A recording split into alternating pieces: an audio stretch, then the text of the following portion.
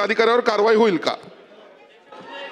अध्यक्ष महोदय, सन्माननीय सदस्यांनी पहिल्यांदा जे सांगितलंय, चित्रपटातल्या उदात्तीकरणावर त्या ठिकाणी ऑलरेडी सेन्सर बोर्डाने आक्षेप घेतलेले आहेत आणि आता त्या संदर्भातले नियम तयार झालेले आहेत। तथापि अशा पद्धतीनं कुठे उदात्तीकरण असेल तर त्याच्यावर कारवाई करता येते, त्याची तक्रार देखील करता येते।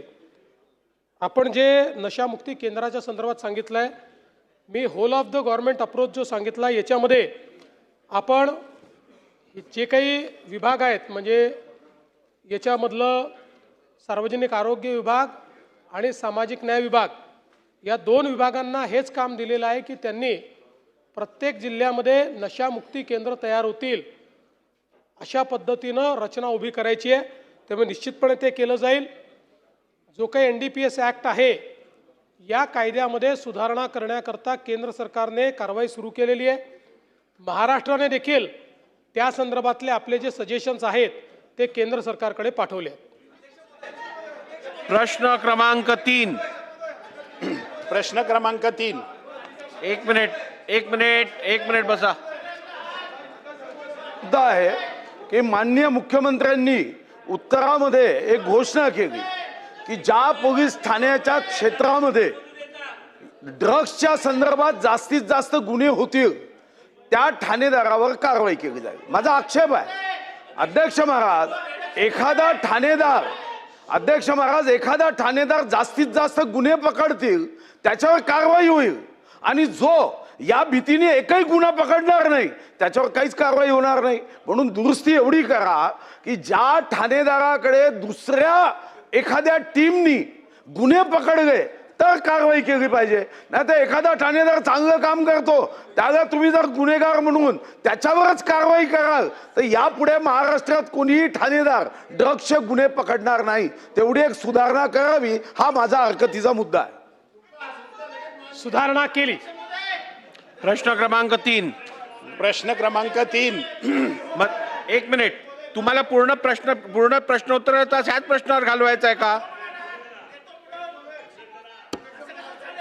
प्रश्न क्रमांक 3।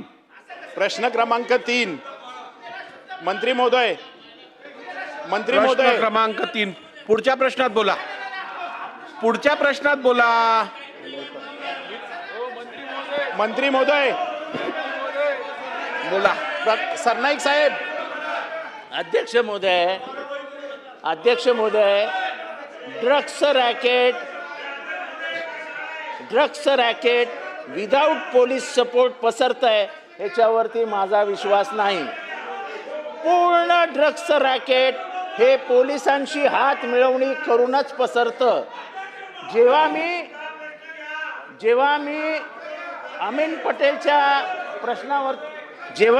पटेलच्या प्रश्नावरती बोललो, साहेब सिनियर ऑफिसर म्हणजे पोलीस स्टेशनचा सिनियर इन्स्पेक्टर याला जोपर्यंत तुम्ही जबाबदार धरत नाही याच्यात काही होऊ शकत नाही। कारण का शेवटी कलेक्शनचा अंतिम आकडा तो पासपोर्टमधलं कलेक्शन असो ते ड्रग्समधलं कलेक्शन असो। चला या विषयातलं उत्तर दिलेलं आहे। ऐका ना, तुम्हाला सिनियर PI ला जबाबदार धरून जोपर्यंत तुम्ही त्यांना घरी बसवत नाही तोपर्यंत ही परिस्थिती सुधारणार नाही।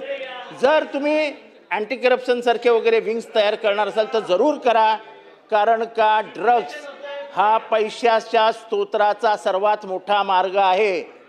ज्यामुळे जिथे ड्रग्स जास्त आहे तिथे मला पोस्टिंग द्या, त्याचे पैसे मुंबईत फिरवले जातात म्हणजे मुंबईत दिले जातात पोस्टिंगसाठी, असा माझा स्पष्ट आरोप आहे। साहेब मी ज्या एरियामध्ये राहतो त्या एरियामध्ये सर्वात जास्त ड्रग्सचा प्रादुर्भाव आहे आणि ह्याच्यामध्ये पोलीस इन्व्हॉल्व नाहीत असं माझं मत नाही। ज्या मतदारसंघात कारवाई करणार आहोत ही स्पष्ट केली, बरोबर पोलीस कामाला लागतात। ज्या मतदारसंघात सर्वात जास्त ड्रग्सचा वापर होतो तिकडच्या आमदारावर काय करायचं?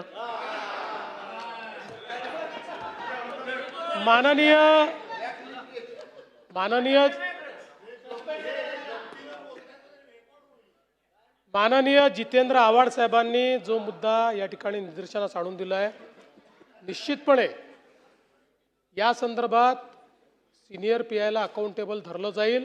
मात्र सुधीर भाऊंनी दिलेल्या सूचनेच्या अधीन राहून सिनियर PI वर त्याची जबाबदारी फिक्स होईल. प्रश्न क्रमांक 3